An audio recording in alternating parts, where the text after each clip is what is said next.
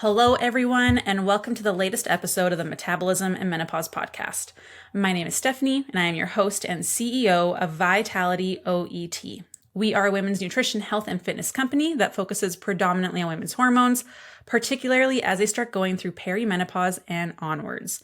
We know that you start experiencing so many changes in this time of your life, whether it be hot flashes, night sweats, irritability, brain fog, or that waking around the middle that seems to have come out of absolutely nowhere despite you not changing anything.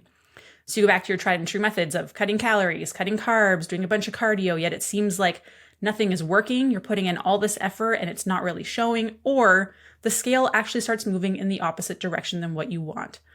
But we know now that your body is inherently different than what it was prior to you experiencing all these hormonal changes. So our mission here is to really help you understand how your body changes in this time of your life so you can reach those health and fitness goals, live a life full of vitality, finally feel in control and at home in your body again, and understand how to take care of this new body of yours.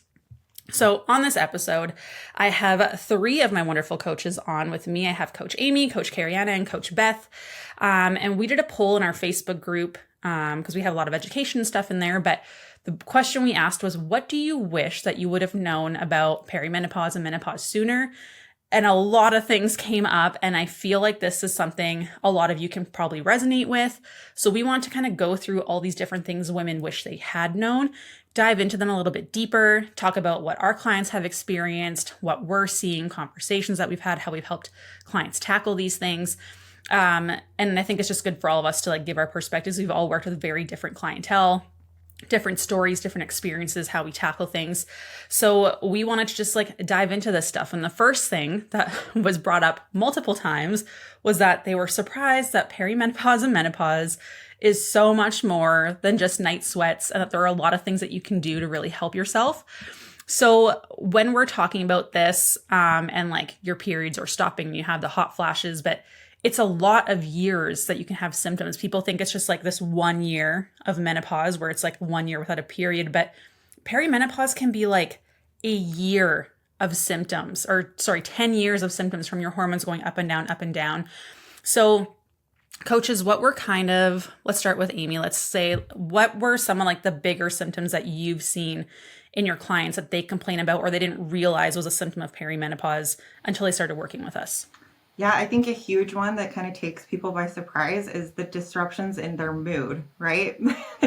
That suddenly a very mild person can become sort of a monster overnight. And I say monster in quotes because I had a client come to me once, and her main goal out of our whole program was to not be a monster and not scream at her children. And I was like, absolutely, yes, that's a great goal. So what did you find was most helpful for her to kind of deal with that? Because I think a lot of women, they do start having all these mood changes, and a lot of doctors will just slough it off as mental health type stuff, but they don't realize a lot of it is actually hormonal, and there's lots of things that you can do. So what's kind of if someone comes in with that kind of situation, what are kind of the first things you tackle with them? I think that it kind of baffles my mind. I've been doing this a long time. I have been working with I've worked with a lot of different people, and by and large, just eating more food can solve so many problems, and it baffles my mind every time.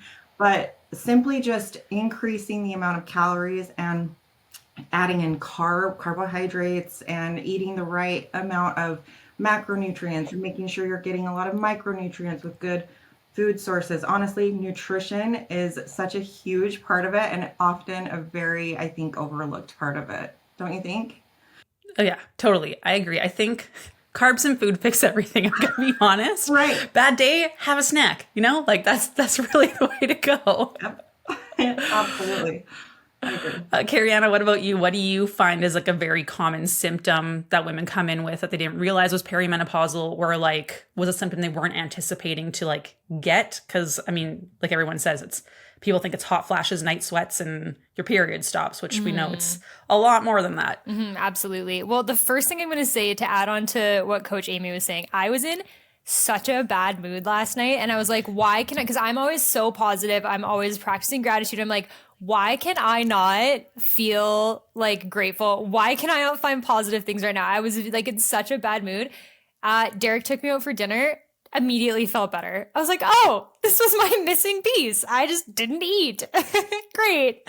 Like it makes such a big difference and we don't even realize it. But one thing that I do see as a symptom of perimenopause and menopause that a lot of us definitely don't think of, I think until they get into it, is definitely that weight gain and the weight loss resistance. So we have to understand that your body, I think we don't realize your body completely changes because your hormone profile completely changes. And when you don't live in a vacuum, which none of us do, a lot of the times the stress response can cause even worse hormonal imbalances and an even more different hormone profile than we were expecting, even if we did know what to expect going into perimenopause and menopause. And then we get a body that just like doesn't react the same way to the same things that we were doing before. So that is a big one that I see all the time. Is it's very confusing and frustrating. A lot of women come in just basically being like, I feel so out of control and this is not what I expected from a time that no one ever has, told me to take seriously. Yeah, totally. And I think like people just assume the weight gain is like something else. It's like, oh, I just haven't been like I'm lazy. as good. Yeah. Or they're like, oh, I just wasn't as motivated. And it's like, no, your body actually physiologically changes. And that's like the one thing that's one of my biggest pet peeves is like the information you see out there. People are like, you're probably just not tracking as accurately as you think. And it's like, okay, yeah, maybe we don't track super accurate, but like still, if you're eating 1,200 and some days you eat 1,400 and you're still not seeing changes, like there's something going on. So I think that's a huge, huge part. Yeah. And definitely not realizing that your body is just not going to react the same way. So, and it is true. Like maybe you could get away with drinking a glass of wine at night every single night before your hormone profile changed. But now like your body has no way to get rid of that or to help yourself with that. You have no buffer, right? So there are definitely ways that the body changes that we were never taught. Like I almost think it's like the analogy I like to give sometimes when I talk to people is like your body almost goes into like toddler mode. Like, if you were like to tell an adult, like you can't have dessert before supper, you'd be like, okay. You tell a toddler they can't have dessert before supper and they just like revolt. That's kind of like your body, like the stress tolerance and like the way you have to like the way communication pathways and stuff change. You're far more reactive and stuff and people don't realize it. So it's almost like it's almost like your body becomes so much more reactive to stuff and not in the way that you think, which I think is funny. What about you, Beth? What are symptoms that you see that people are just like so surprised or because of perimenopause and menopause? I was actually onboarding a client this morning and she said some really good ones that her doctor didn't even point out. It was until she got hot flashes, like we're talking about here, night sweats, that they were like, okay, you probably do need some help, right? So she was talking about she was experiencing brain fog. She was experiencing like sleep disturbances beyond the night sweats even. So just big ones there that can make you feel kind of crazy, right? And it's like, man, I used to be able to remember what I need to do Wednesdays at 9 a.m. and I cannot now, right? And I need something to help me. And it's just, those are two of the things where they almost are so subtle, but you really start noticing if it gets, into a place where it's just not, your life just has to be run so much differently, right? So those were two big ones where she was like, yeah, I didn't even know these were a part of the package. And now that I know, it just makes so much more sense. Well, I remember my high school boyfriend, his mom, I remember her going through like perimenopause, menopause, and like, I only remember because she'd point out her hot flashes all the time because she was so embarrassed by it. Or it's like I remember we were driving through like a instead of like a walking through Christmas lights thing, it was like a driving thing because it's like -40 here. And I remember her like rolling down the windows and his sisters and I were just like, what are you doing? Like, it is so cold. And she's like, I'm so hot. But then like, now that I know what I know now, 15-year-old me had no idea what the heck this was, right? I'm just like, oh, your period stops and you get hot flashes. That's what it is. But I remember she was so panicked about like forgetting things and like her memory. She would play like Scrabble on her phone and other like mental stimulating games because she was so afraid that she had like early onset Alzheimer's. Like she was terrified that was what was happening. And now looking back, I'm like, oh man, I wish I could have told you. It's just your hormones and there's things that you can do. But like, it's funny looking back now, like looking at the women who were in my life going through that when I was younger, and like we all laughed at it. And I'm like, she was probably like so panicked and so concerned and like honestly freaking, like she thought she was getting early onset Alzheimer's. Like she was so sure that was what was happening. And looking back, I'm just like, man, like if you would have fast forwarded like 10 years, I probably could have helped you. But like, yeah, so it's interesting how much people like don't know, or even doctors don't like chalk it up too much. It's like, oh, you're just kind of like stressed out, or it's just part of aging. You start forgetting. It's like, no. And if you're concerned about it, like your practitioner should be concerned as well. Okay, so the next one is that a lot of people wish they would have known more about how exercise, diet, and supplements can all really help with perimenopause and menopause, achieving your goals and like making symptoms less aggressive. So what do you think out of those three are probably like the most, if you can give like one piece of advice on just like one of those, what would you say for a woman that's like going through perimenopause and menopause, and how that one thing could help, whether it's exercise, diets, or supplements? So I'll go first. Exercise for sure. I think that it is a huge shock to a lot of women that once they enter perimenopause and menopause and our hormones are changing, that less truly is more, right? So we have been taught our entire lives to just eat nothing and kill ourselves on cardio. And maybe that worked for years and years and years. And then suddenly it doesn't work anymore because our hormones are changing and things are changing inside of our bodies physiologically, right? And so because we've been told for years and years and years to do more, we get to that point and then, okay, we do a little bit more cardio and we eat a little less. And then that doesn't work. And we eat a little less and we do a little bit more cardio, right? And it's just not working anymore. And it's incredibly difficult for those women who really are doing everything that they think they think is right, but not getting the results. And it's really, it's a tough conversation to kind of wrap your brain around, to tell a client, no, like you just need to not move, right? Maybe just take a rest day, because that's really hard for some people to hear. Yeah, I think especially with like the way the culture is right now, we're so used to like, if you're not being productive, then like that's really negative, or you should be ashamed, or like it's this really huge thing. And I even have a hard time with it. It's been better in like the last year. I would say I've definitely gotten better, but it's like, you're like, oh, I could be doing more. Like, right? That's just how your brain goes. And like, and if some is good, then more must be better. And that's not always the case, right? Like too much fiber, not great. Too much protein, not great. Too much water. You could die from that actually. So it's like, it's a tough thing, especially like taking rest periods at the gym and stuff, because you're like, I feel like I'm wasting my time. I'm not being productive. And that's like, especially for a type A type person, is so hard to do. Yes. I think it's really important to kind of reframe what productivity means, right? I remember back when I had, my first baby, and I kept hearing from so many people, change your definition of productive, because you're not going to be doing all of the things around your house that you need to be doing.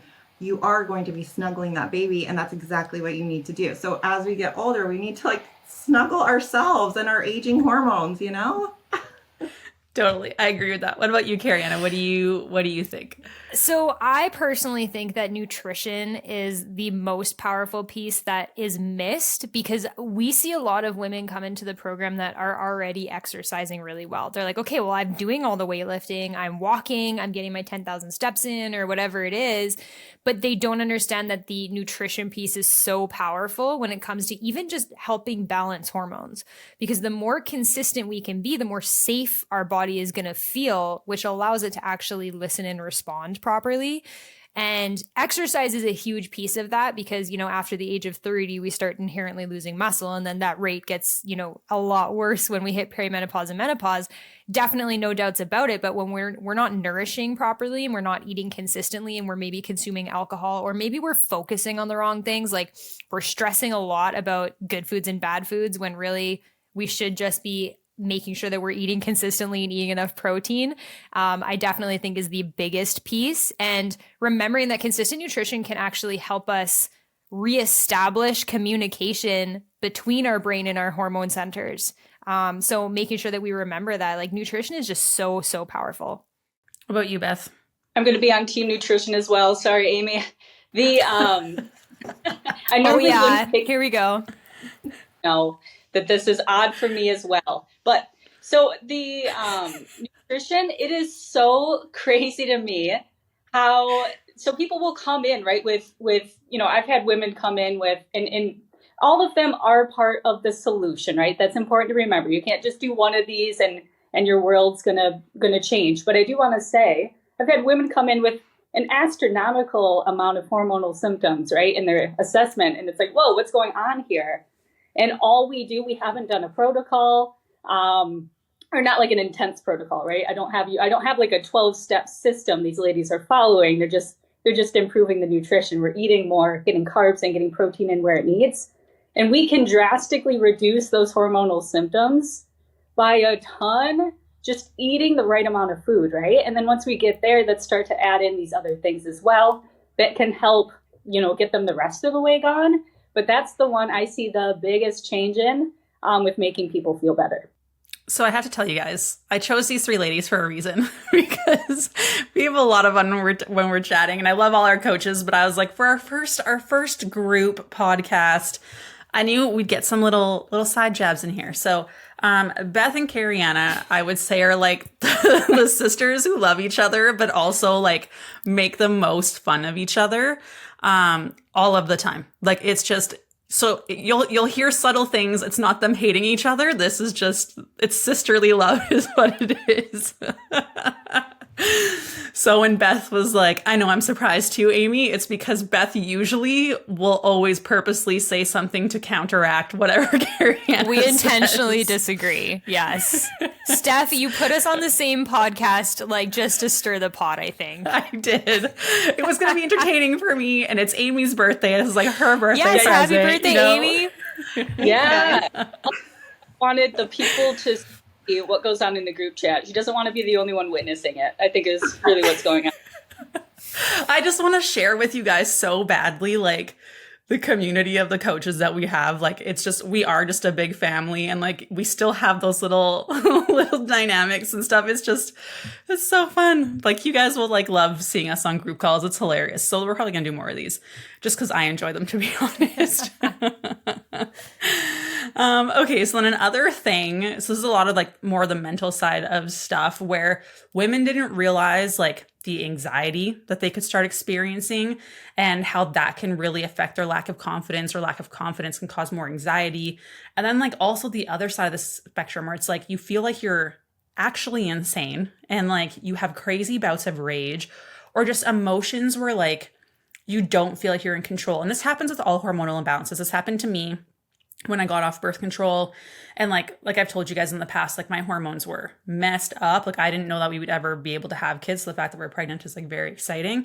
But like I remember, because like my progesterone was none. I say this all the time. That's your chill hormone. I had no chill. Like I will never forget the day that I was just sitting in bed. We were getting ready to like watch a movie or something. Taylor's in the kitchen making, I don't even know what, a sandwich or something. And I just start bawling uncontrollably. And he like pokes his head in the bedroom. He's like, "Are you okay? What's wrong?" I'm like, "I don't even know what's wrong." He's like, just let me finish making this sandwich."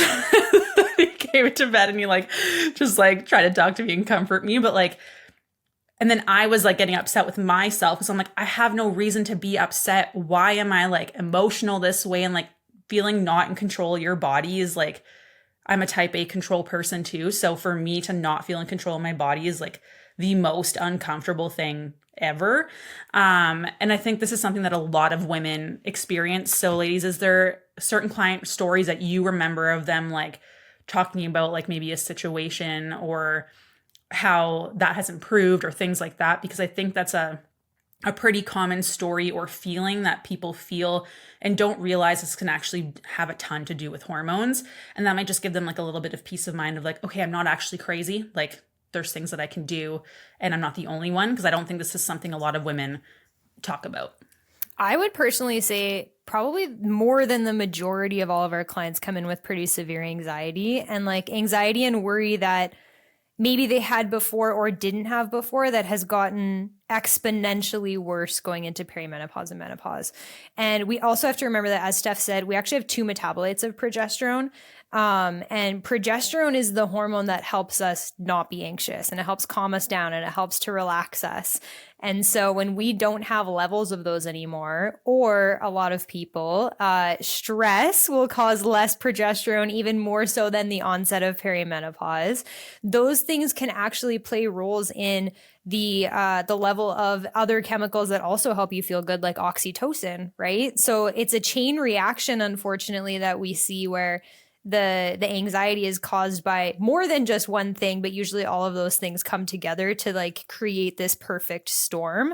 I don't know about the other coaches like Amy, Beth, what you guys see, but I definitely see a majority of clients come in with some pretty severe anxiety that we can usually fix with our proper nutrition and just making sure that there's some consistency, and we're working on like hormonal symptom imbalance. Yeah, absolutely. I think I think a lot of the women too have anxiety that is specific to their body and their body image, right?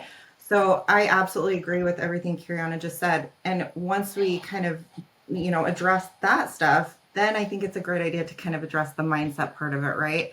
Because for the first time in maybe a lot of years, your body is betraying you. You don't feel comfortable in your skin, and that's giving you anxiety, and that's putting kind of like a chink in your armor, chink in your confidence. So for me, I really love to focus on what our bodies can do, right? With proper training, focus on getting strong, and really focus on some gratitude practices, and meet your body where it is, right? Because it shows up for you every day. So I think from like a mindset standpoint, that can be pretty helpful in terms of like the anxiety stuff. Because again, I think that there's a lot of anxiety around like body image specifically at this time. Yeah, definitely a lot of anxiety around body image. And then I also have a lot of like career ladies who have had like are really big in their career at this point, right? They're pretty on top here. And some women that run their own businesses. We've got some CEOs in the group. We've got some business ladies. And even if you're just, at a normal level in a corporation, you're used to being able to do a certain amount of work output, right? You're like, in my 30s, maybe even my early 40s, I was just killing it. And at this point, I know what I'm doing in my job and I feel very confident. And then you can get to this stage and that anxiety, lack of confidence, because your body's not working the same way it did. Your mind's not working the same way it did. Things are changing about you. That can be really, really hard on ladies, right? And then we'll work through some of this stuff. We'll get things balanced. And then suddenly they're like, wow, I feel like myself again. I'm performing better at work. Because honestly, like you start underperforming at work, the men that are your same age are continuing to do fine. That causes a lot of anxiety, a lot of, I don't know, it feels like, they're not as happy to be at work. They're not as happy with the job that they're doing, causes a lot of like turmoil within themselves, right? Yeah, and I think like a big thing too is like we're so used to like if I put in the effort, if I put in the work, I'll get the results, right? Because especially for the more career-driven type woman, you're used to like if I put in the extra hours, if I put in the extra effort, that will result in me getting better. And then when that doesn't work with your body because you're like pushing harder, you're cutting calories more and it's not working, that can contribute to so much anxiety because you're like I apply this principle to every area of my life. And now it's not working. I don't know what to do. And like anxiety is usually caused by like a fear of the unknown or uncertainty or like that things aren't going to work out. Like it's fear about the future and what you aren't certain about, right? And like you were so certain before that cutting the calories, cutting the carbs, doing the cardio was going to result in the results that you want. And then that's not the case anymore. That's freaking terrifying. So then you're left with like all this wonder, and then we tell you to eat more and you're like, are you freaking kidding me?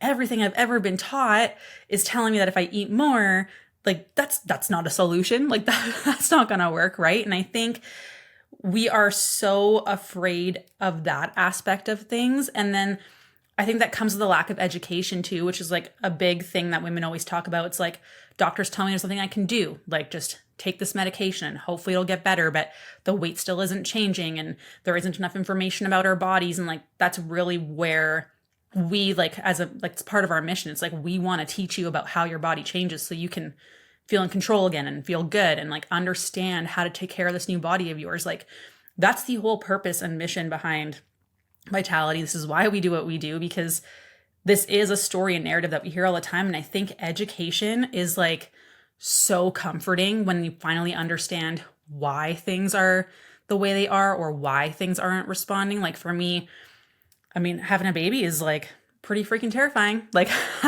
I've been around lots of babies my entire life. Lots of my friends have them, but like the idea of labor and like not having a mat leave and all these things is super terrifying. I have like 6 books, you guys. I have been motoring through them, but I feel so much better now and hired a doula. And like we have Brittany on staff. So I've asked her a lot of questions, and like just the education and like understanding has put me at ease. And it's like, hey, I know that this could happen or this could happen. I'm aware of all the options and possibilities. And that to me is comforting, even though some of the outcomes aren't super great. It's like, but at least I know. And that makes me feel so much better, because then I'm informed. I can make the informed decisions. And I don't think this is any different. Unfortunately, there's a lot more information on childbirth than there is on menopause. So this is why we're doing what we're doing. And that's the beauty too of support, I think.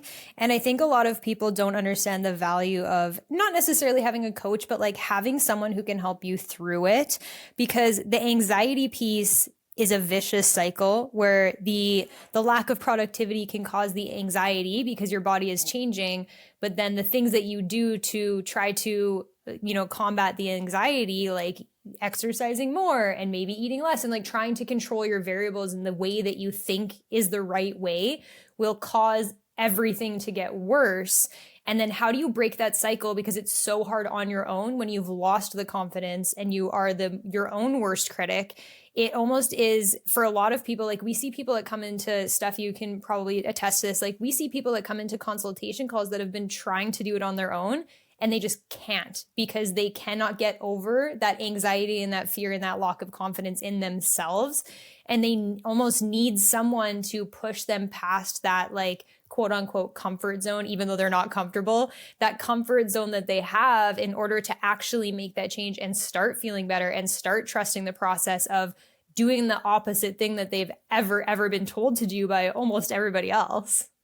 No, and I think that's totally true. And like one of the comments that was underneath that question that we posted about what you wish you knew sooner was that it's not that bad if you're armed with the correct information. And like the amount of women that are like, oh my gosh, yes, I feel this. I feel like I'm learning. This is good. Like that was probably one of my favorite comments. I was like, yay, we're like doing, like the mission is working. This makes me so happy. But like, I love that. I think I think the education aspect of it is so huge, because like if you don't know why you're doing something or you don't understand how your body functions, it's hard to want to stick to the thing because it seems wrong. And it's like, okay, well, why am I doing this? Right? Like it's always like, what's the point? What's the point? If you understand why, it makes things so much easier. And then it's easier to give yourself grace. You're not as hard on yourself, because like how hard are the women that are in our program? Like how hard are they on themselves? Like so hard. Like what are some of the things that you've seen with clients that you guys have worked with that like, you're just like, your heart almost breaks a little bit because you're just like, oh my gosh, I just want you to love yourself more, or like, don't be so hard on yourself. So what are kind of like situations or stories that you have of some clients that like, because everyone has like one or two, right, that like stick in their head that it's like, this is like the epitome of this topic, this story? I have one. One of my favorite clients. I love her so much. She was eating very little when we started, and we slowly increased food. She was working on some things, and as we increased, and she, like a lot of us, believed that carbs were not good for her, and so she, had avoided carbs for a very long time.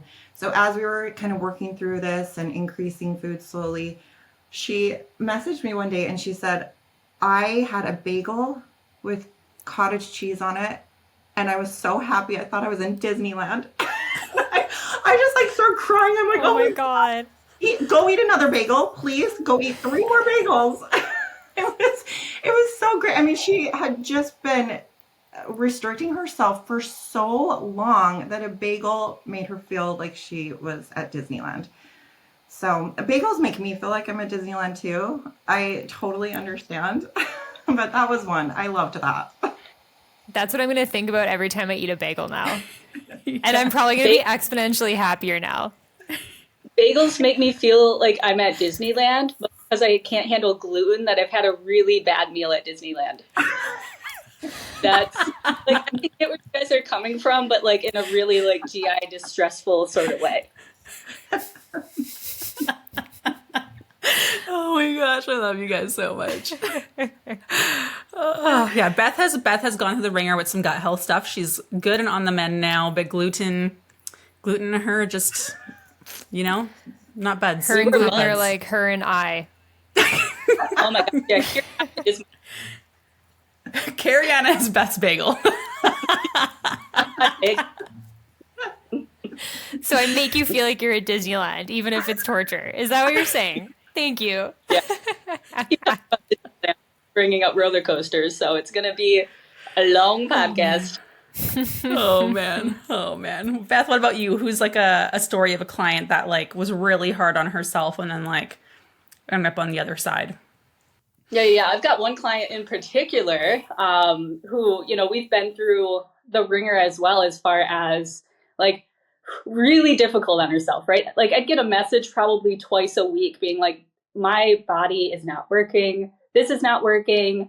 Is it me? Can you look at my things? Is it something I'm doing? Right. And I'd get that message multiple times a week. And every single time I'd take a look at her stuff for and see, and she's not doing anything wrong, right? She's not doing anything wrong. It's that A, it's going to take some time, right? And B, she's so used to, doing crash diets, seeing results rather quickly because we're doing a crash diet. And then we all know what happens with crash diets. It reverses on us, right? And we, likely feel so much worse afterwards. Like we shouldn't have done that. So she's used to that. And we've been together a long time now, almost 2 years, right? So over that time, she's really like, she'll message me now and say, look, I crushed it this week. I went out because before too, it was like, if I went out to dinner, it's like, I ruined everything this weekend. I went out with my family and had whatever. And then I talked to her, I'd be like, trust me, you did not ruin anything. What are we doing Monday? Let's get right back where we need to be. But she'll message me and she's like, or I went on vacation, I went out to dinner and she's like, it was so much fun, made so many memories. And then what are my goals now? Right. So she's like really correcting it herself. She's come a long, long way. I get, much less of those messages come through nowadays. It's more of her like knowing she's a rock star, which I absolutely love. And then the other thing that absolutely breaks my heart is on check-ins when they're like, man, it was a bad week. It was a bad week. And I was just about to send them a video of how good they did that week. Right. And they're always shocked. They're like, why are you telling me I'm doing good? And I can point it out. I'm like, this, and this is better than last week. Like, I don't need you hitting 100% this week. I need you hitting 80%, right? And having that conversation that, look, sometimes 40% is all we have to give. And if you give me that full 40%, we're making progress and you're doing better than you were at this point last month. So they're very hard on themselves. It's not often I find somebody that comes in and that's like, yep, I'm killing it, right? We kind of have to have that conversation and eventually they get there. And I love that. Well, I like distinctly remember one of your clients, this maybe it might be the same one, and she's been with us for a very long time. And I remember her being like messaging both of us in panics all the time, being like, I don't know if I can do this. I don't know if I can eat more. I don't know if I can do this. Like my husband thinks that I'm eating too much food and like just spiraling all the time. And like, we were there just like, you're doing great. Keep it up. You're doing awesome. Validate how she's feeling, like give her some tips, all those kinds of things. And I remember distinctly you shared a message with me where it was like, my husband told me I was eating too much. And I told him, no, this actually isn't enough. I'm still going to keep eating more. And I feel amazing. And I was like, oh, this is the day. Like this was it. Like, it was just like, you saw like the light bulbs hit. She like believed in herself that she could do it, was finally believing the process, was feeling great. And it's just like, every client has that moment where it's just like it's almost like a switch goes on. And I'm just like, oh yes, we like broke through the thing. Like now it's like, we can really crush through things. And it's so exciting. But like, yeah, I like remember one client of yours specifically. Love her so much.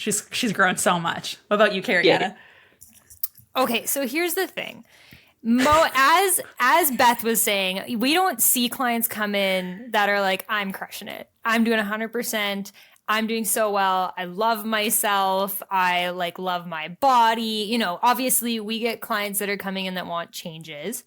But I think a lot of us don't make the connection between positive self-talk and or self-love and or self-compassion and or self-neutrality versus negativity and criticism is actually a huge piece that's holding you back in the success of your journey.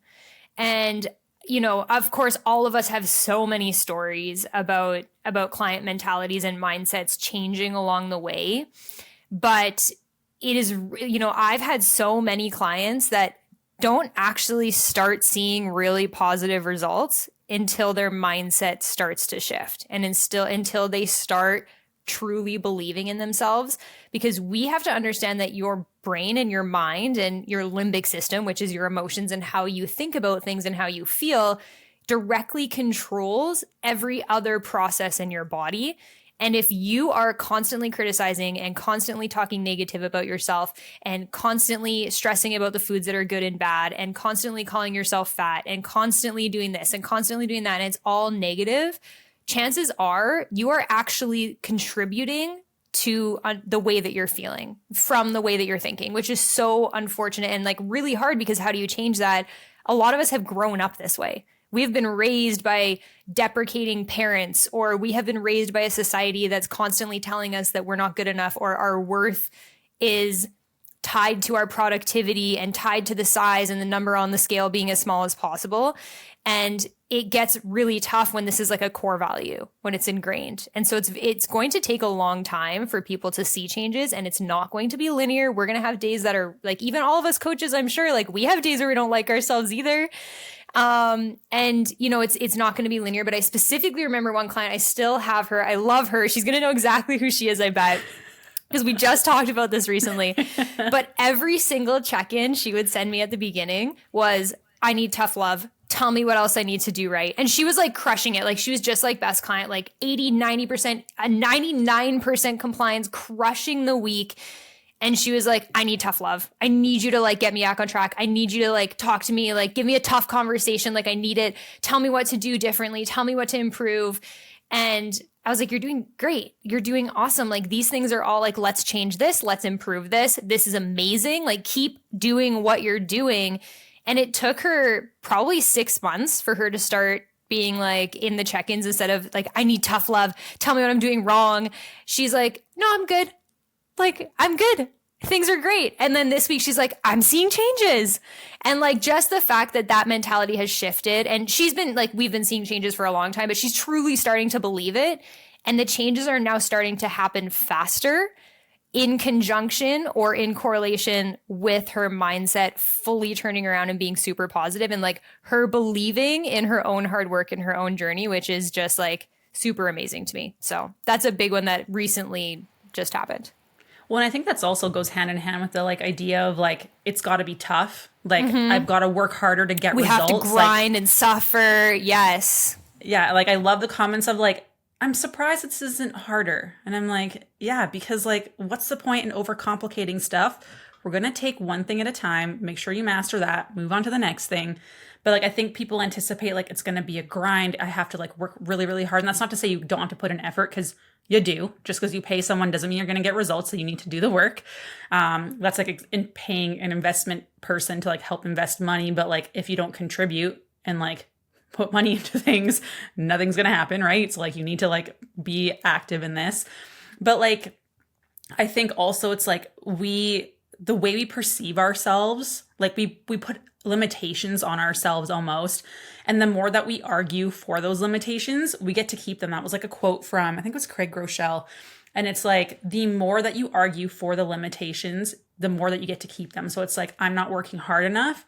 That just like manifests everywhere else. Or it's like, I'm not strong enough. I'm not organized enough. I'm not this, I'm not that. I'm not this, I'm not that. And it's like, yes, then you get to keep those traits because you keep arguing for them, as opposed to, imagine if you like argued for the things that you want to become or the things that you are proud of. People are so afraid to like celebrate and acknowledge the things that they're like achieving and doing, because they think it's like gross, or they don't want to brag, or what will people think? And it's like, are you joking? I am going to celebrate every freaking little thing that you do, because You have to. Otherwise, it's so easy to keep inventory of all those negatives that we've like been through. And it's like, well, I'm this because I have all this proof. But it's like, if that's all you're focusing on, you're just like building up that like movie reel basically of proof that you suck.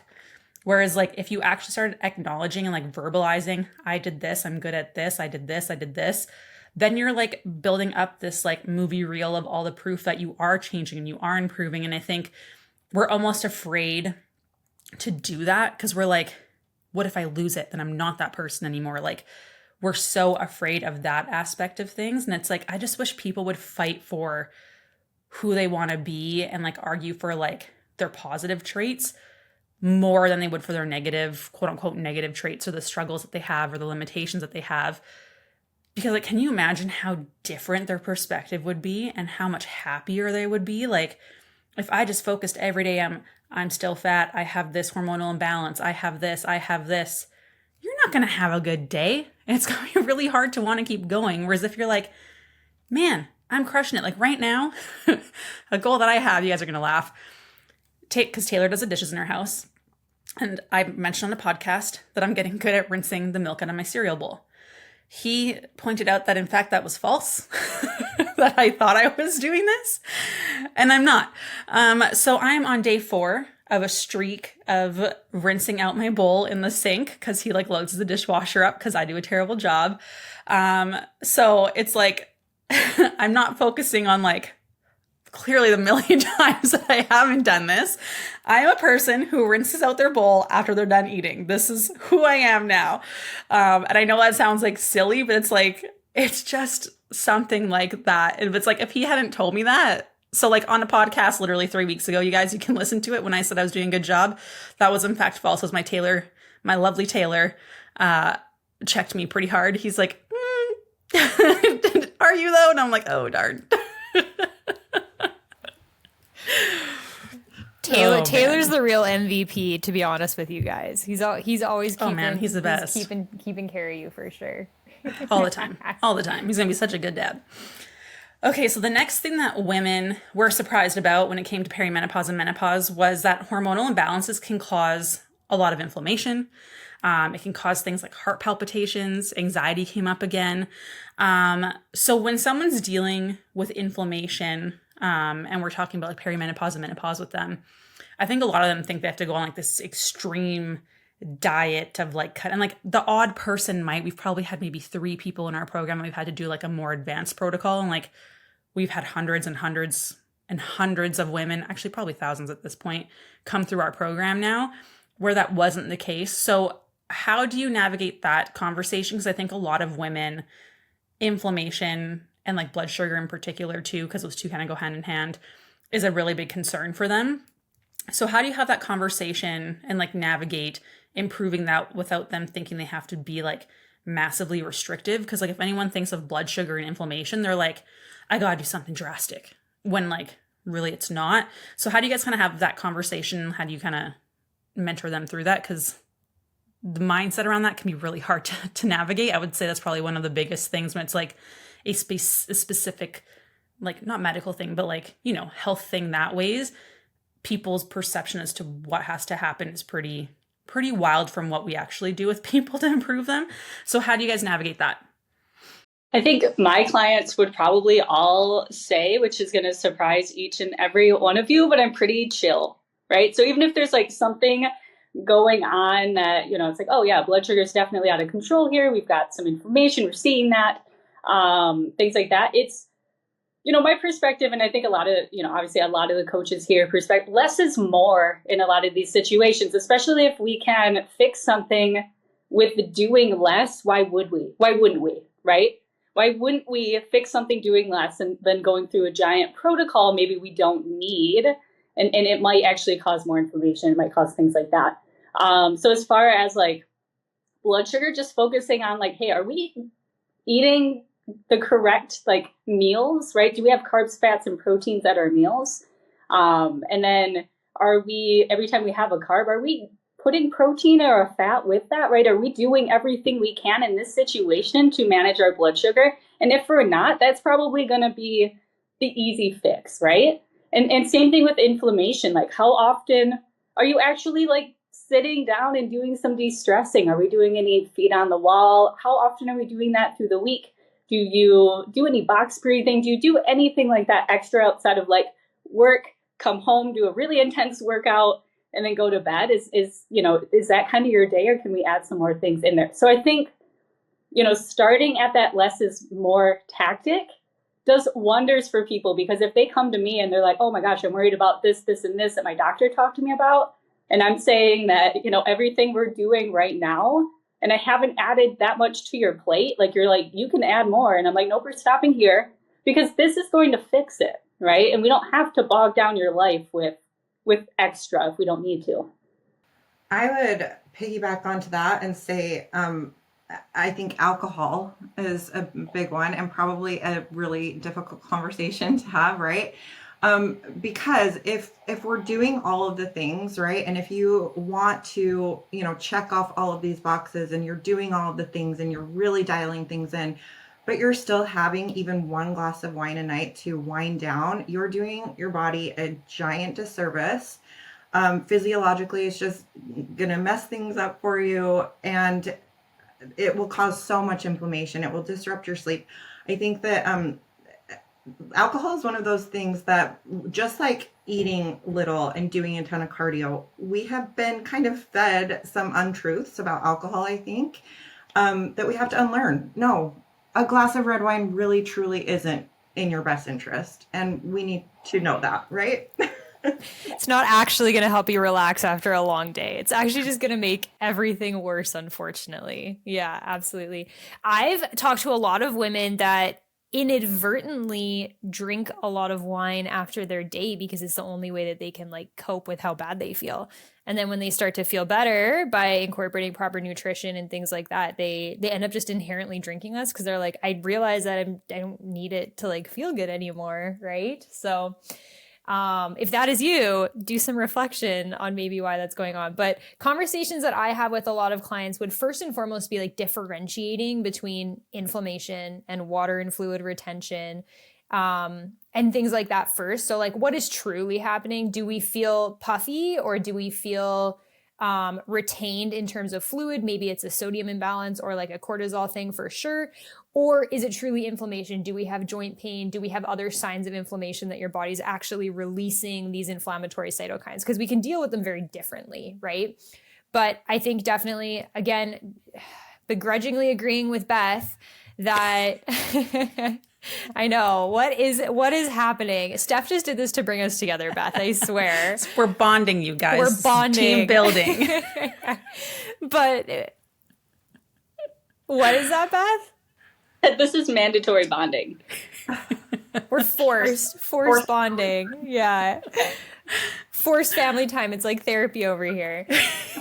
But doing a lot of like nutrient timing, and then making sure like, are you actually working smarter and not harder? Are you actually incorporating 5 minutes of box breathing into your day with your feet up? Like that is very easy for most people fit in for 2 to 3 minutes even a day, right?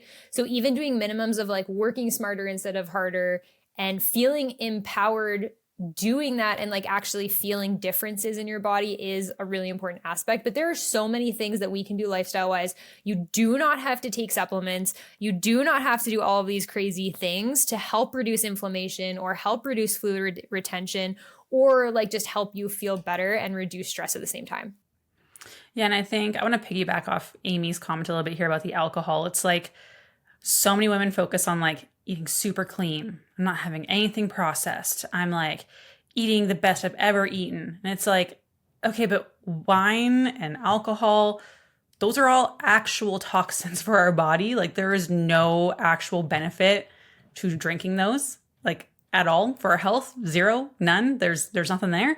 And like, so that's really important to be aware of. It's like that can really derail things for a lot of people. And then people do all these detoxes and stuff and then go back to drinking wine. And I'm like, you're negating things, and those detoxes don't do anything.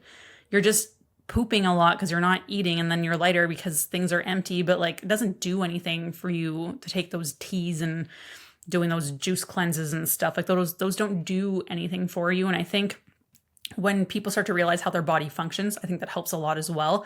But the thing is, like, people go to doctors and like we automatically think whatever they say, we got to catastrophize, right? Like the blood sugar, the inflammation. That's not to say it's not a concern, but like people get so worked up post doctor appointments.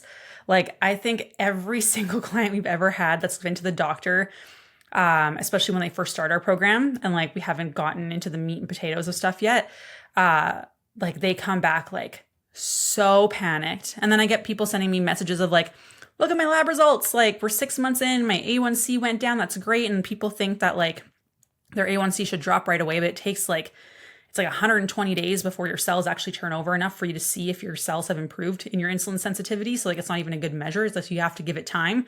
You got to do the things over those 120 days to make sure you get those changes. But like how many of you, like I'm sure so many of you, like what are some of the stories you've heard from clients and like the conversation you've had after based on like how that appointment went?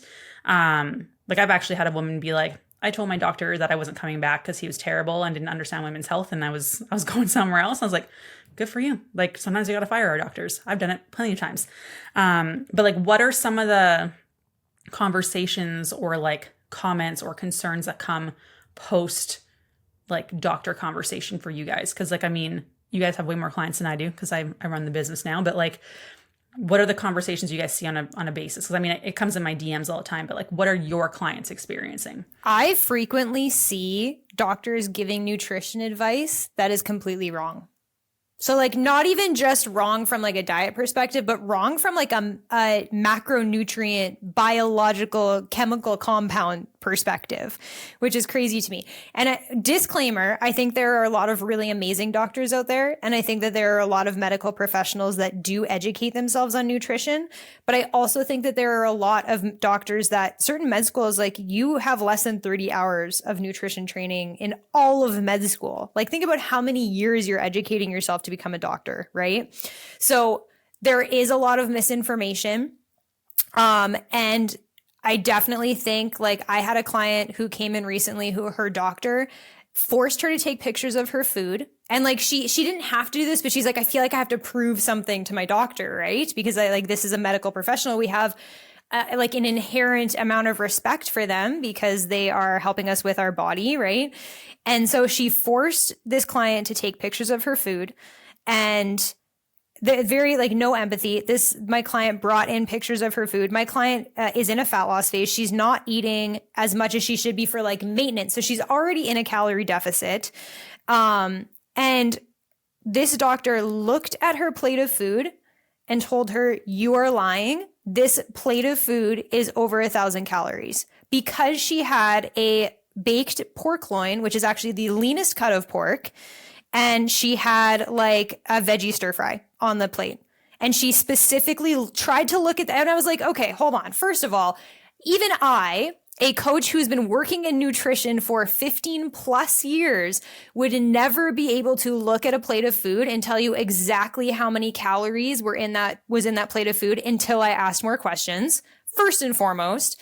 And second of all, the fact that this doctor had no empathy and straight up told you that you were lying about the food that you were meticulously weighing and tracking is insane to me. But I do get a lot of that where doctors will be like, oh, well, just skip meals, just start fasting. Oh, we'll just start eating less. And like, there's no concept of the fact that these people are already eating very little, or, you know, they're actually seeing results by eating more. And this specific client actually went back to the doctor like a month later and had lost like 5 pounds. And the doctor like took credit for it and was like, see, you stopped eating like those 1,000 calorie pork loins and this is what happened. She's like, actually, I didn't change anything. Thank you though. Ugh, how much was that plate actually? I was like 340 calories or something. Like it was insane. That's insane. It was absolutely insane that she would even like, and my client just came out of that appointment like devastated. Like I felt so bad for her because first of all, there's no compassion. And second of all, it was just straight up wrong. And she was just like very condescending and patronizing towards my client. And it was absolutely devastating. Well, I had a woman reach out to me in my DMs and she was like, I went to the doctor and like, she's a female OBGYN, which like low-key I think makes it worse. And she was like, well, in order to lose weight, if you want to look like me, and this woman was like, I don't know, like fairly general build, like quite small. She eats 1 meal a day of 550 calories and does an hour of cardio every day. And I was like, I would be dead. I would. You feed a baby more than that. Like, are you freaking serious?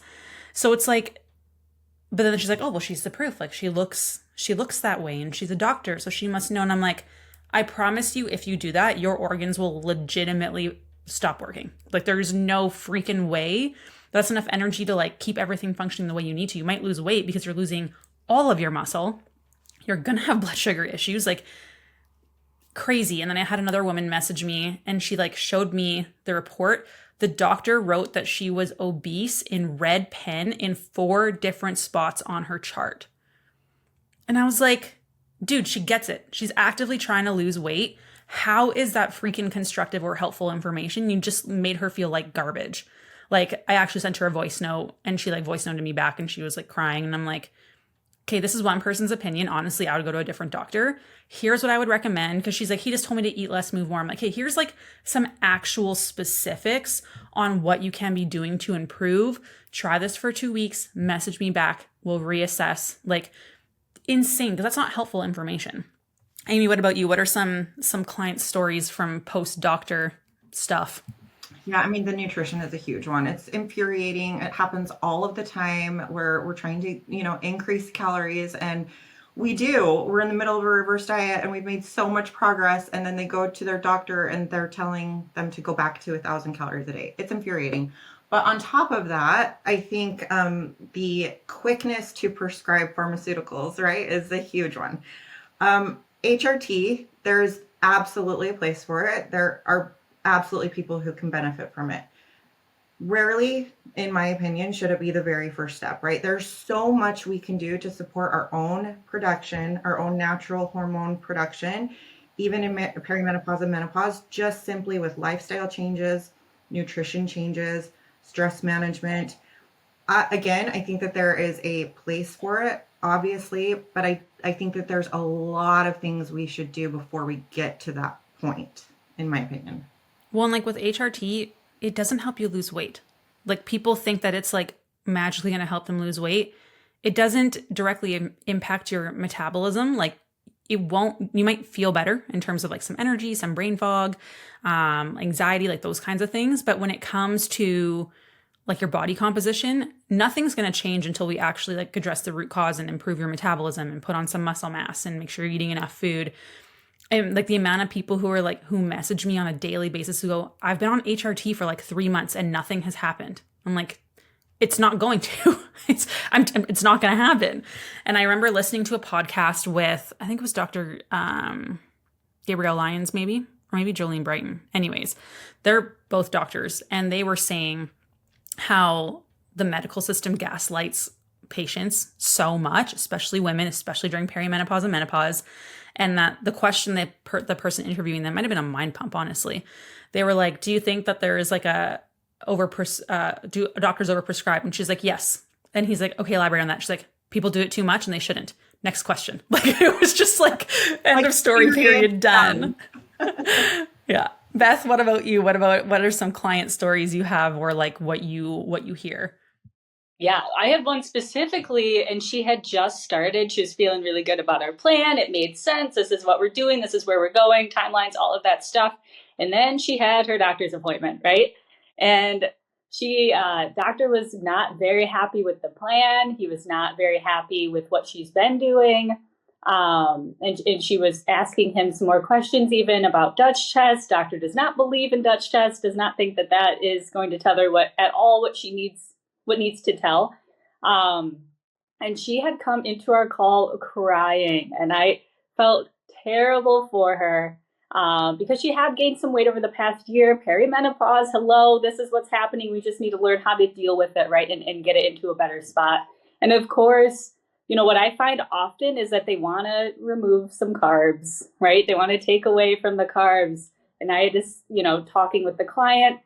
She's just starting to feel better. She felt 100%, like this is working for me. I feel great. My energy's here, sleep's here, was telling the doctor that. And the doctor, just had, this is not going to be helping you. We're actually moving in the wrong direction than what we want to, which is sad because it makes the client rethink everything that they've been doing. Like, even if they've been super happy with how they're feeling, even if, clothes could even be fitting a bit better, even if all of these things are moving in the right direction, if you go into a doctor's appointment and the doctor does not agree with what you're doing, and it's not the client's fault, it is that's an authority position that you're in, to be coming in and telling the client, like, hey, this is not going to work for you. Like, what choice do they have but to believe your doctor, right?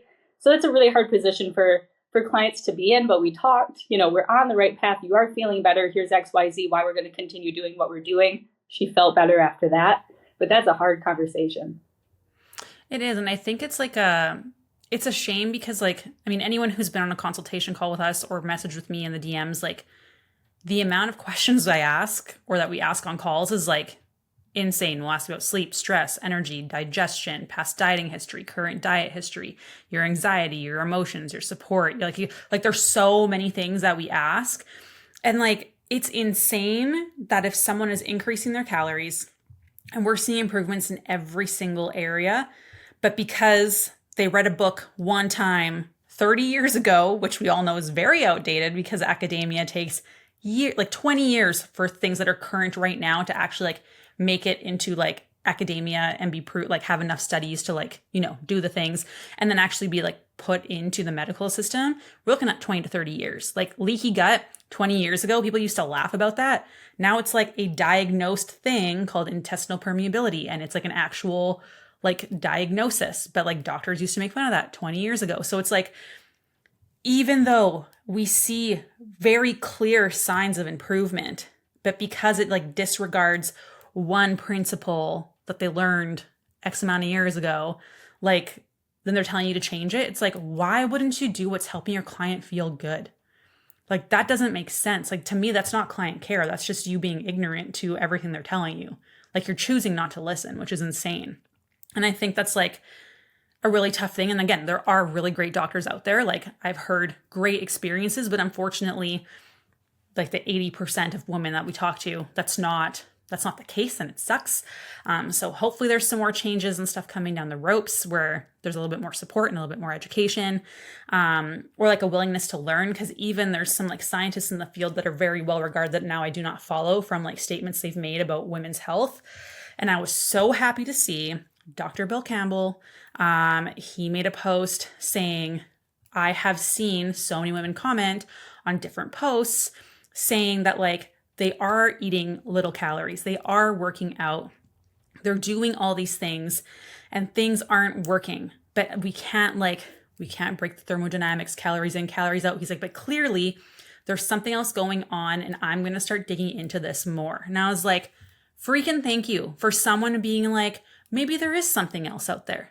Maybe there is different rules that apply to women. And this was the first scientist that has a PhD, is in academia, does current research, who finally acknowledges that, hey, we might actually be missing something.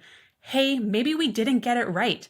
And I think that's such a huge thing. And I am so freaking proud of him because I feel we've been battling people and people in the field. We see posts all the time where this doesn't apply, right? So it's been very refreshing to finally see some scientists actually acknowledge that, hey, maybe we don't have it all. And I think finally having people in the field who are acknowledging from us making enough noise and talking about experiences and sharing what our clients are going through and defending them, because I don't like being a troll on the internet, but I've done it a couple times to some pretty big names where I'm can you not acknowledge that so many years ago we thought XYZ and now new studies have shown that we were incorrect about that? So can we acknowledge that there's a chance that maybe you don't know it all? And the response I got was pretty disgusting. Honestly, it was, we should study these people because they're making energy out of thin air and they could power rocket ships to the moon. And I was yeah, we do need to study these people. But the comment you just made makes you not respect you as a human being anymore. And that pisses me off. Anyone who follows me knows exactly what I'm talking about because I made a bit of a scene about it because I was very upset. But I think this is where we are starting to see improvements, which is really exciting. Getting more education out there. And if there are things that you guys want us to talk about, please let us know, comment, let us know for like other podcast episodes. But coaches, is there anything else that you guys kind of want to touch about on perimenopause, menopause, or client experience where, you know, a client has brought something up that they didn't know and you feel like it's a common thing that people probably don't know? I will just throw in terms of the medical professional HRT thing that Amy was kind of talking about, is just a piece of advice. Like, if you can, get some testing done before you start HRT. We see a lot of women come in where doctors are like, well, let's just put you on this. And they just like guess a dosage and they just throw you on like specific hormones that they think are going to help. But like there was absolutely nothing done to figure out what the baseline was. And then there's also nothing done along the way to figure out if that's the right dosage for you or not. So, and yes, I do agree with, you know, symptoms can be very telling. We do a lot of symptomatic assessments that are, you know, in conjunction with leading us in the right direction from a medical perspective, but it still doesn't tell us exact numbers. So if someone is suggesting that you go on HRT, make sure that you get some kind of testing done. Something is better than nothing, even if you feel like it's maybe not the best way to get tested. Get something done so you at least can be aware of a potential baseline so that you can retest the same way later on in your journey if you're not feeling like it's working properly. And then you have at least that foundation baseline to always look back on and figure out if this is something that is, you know, helping me, or if this is something that's changing my numbers in the wrong way. Yeah. Amy, Beth, anything else you guys want to add? Yeah, I think it's important to know. I mean, we went through a lot of stuff here that people did not know about menopause before they got into, you know, having symptoms, having menopause, being in that area of life. It's really important to know it's not in your head. If you're feeling it, it's happening. Don't let somebody tell you that. That's number one, right? Number two is, I think we learned, like, there are some really good doctors out there, but some will not listen to you all the way. And I think we know that, you know, just from probably other symptoms, other things you've had in your life, but especially in this, there's not a lot of versed doctors out there right now. It's getting better. It will get better. So hold on there. And then number three, there's like a big community of people, which if you're listening to the podcast, you're probably in the community, who understand what you're going through, want to listen to you, want to help. And I think that's important too, like to be in that community and find your people. Because if you're just alone out there and you're the only one that's experienced some of these things, it's very lonely, right? So finding that community, having people you trust, and getting the right information, that's going to empower you to do better, feel better. Yeah, like our community has over 19,000 women who are like there to learn. We don't like push coaching and stuff. Like we do webinars every other week, sometimes every week. We have like information stuff in there. We have guides in there. We answer questions. We do Q&As. Like we provide you with resources and videos and so much stuff. It can be a little overwhelming at first. So if you're having trouble navigating, please let us know. Because like a lot of people come in, they're like, holy crap, there's a lot of stuff in here. I'm like, yes, but like if you need help and we'll point you in the right direction, send you the guides that you need specifically based on what you're experiencing to get you moving in the right direction, like get some more information. But it's a great place. I love it. It's wonderful. We have a really great time in there. I love giving away free coffees like one Friday a month. So if you want a free coffee on me, just hop in there. We'll help you out. But Amy, anything else you want to add on to? Yeah, I think the last thing is just something that I've noticed that some of my clients don't typically expect when starting this process is how much it affects all areas of their life, right? So they come to coaching and they want to lose that 10 pounds that they gained, or they want to eliminate their hot flashes, right? But what they don't realize in a lot of ways is that this requires a lot of internal work in a lot of ways, right? And a lot of these women have been taking care of everyone else for their entire lives. And for the first time in their entire lives, they are finally taking care of themselves. And they are finally putting themselves first. And it turns into just this much bigger picture for them, right? So I would say as you're going through it, just know that change comes on the other side of discomfort and you're not alone, and give yourself a little grace because, again, this requires some work that it might just crack you open and that might feel a little uncomfortable, but it's also really exciting because there's a lot of good things on the other side of it. It's definitely an emotional journey. Like, I don't think any client goes through a point where they get through it and it's not like emotional on a good side or emotional on like a, oh my gosh, like I can't believe what I've been doing to my body. Like, there's always some sort of emotional aspect to it. And I think it's important to feel those feelings. We bottle them up so much, right? And I think like we all have, I mean, I think all of us have cried with clients on Zoom calls and stuff. It's just part of the process. I mean, I cry just on podcasts sometimes now. So that's just how it goes. But I think like you'll realize how much it's impacted other areas of your life. And especially if you have younger kids, the impact you'll have on their life by going through this is like pretty substantial. Like I remember a woman messaging me being like, I didn't realize how messed up and disordered my eating was until my child asked me if I wanted to try one of her new 5-cent candies.